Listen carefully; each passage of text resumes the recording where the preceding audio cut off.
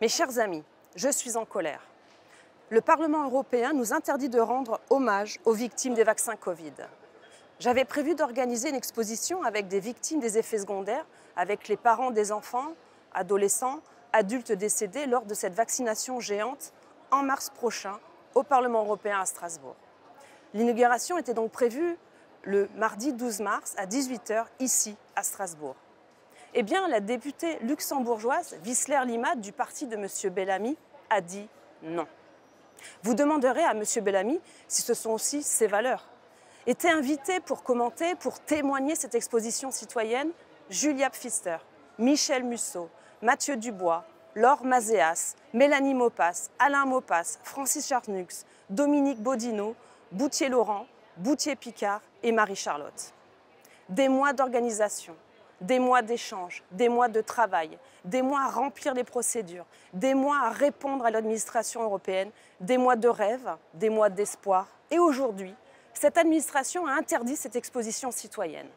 Voici ce que l'administration m'a écrit. Je tiens à vous informer que la questeur responsable de l'autorisation des demandes d'événements et d'exposition a décidé de ne pas autoriser votre demande d'exposition. L'Europe de la santé et de ses effets sur le Parlement européen et la gestion du Covid-19, exposition citoyenne dans le berceau de la démocratie, parce qu'elle n'est pas conforme à l'article 2.3 de la réglementation applicable aux manifestations culturelles et expositions. Le motif, donc je suis allée le voir, l'article 2.3, je vous le cite, les manifestations et expositions culturelles ne doivent en aucun cas être offensantes ou de nature à caractère incendiaire ou contraire aux valeurs sur lesquelles l'Union est fondée ou susceptible de provoquer les perturbations dans les zones d'exposition désignées. Voilà.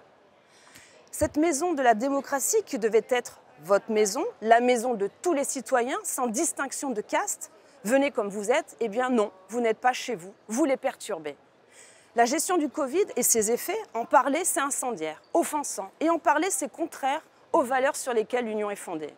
On est quand même dans un lieu où les lobbies réservent des salles, font des déjeuners feutrés avec les serveurs et nappes en tissu. En janvier, Moderna et BioNTech ont reçu ici des députés chargés des législations pharmaceutiques. Le lobby de la cardiologie a fait son exposition. On accueille régulièrement ici dans ces locaux le FEMISO, cette association faunée de l'islamisme, d'après l'ex-ministre Marlène Schiappa, et pas dans une petite salle.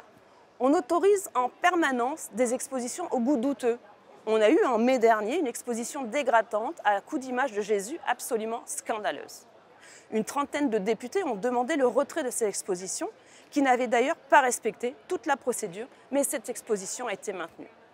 Et je ne parle pas des œuvres d'inspiration pédophile exposées au Parlement pendant la présidence suédoise de l'Union européenne il y a un an.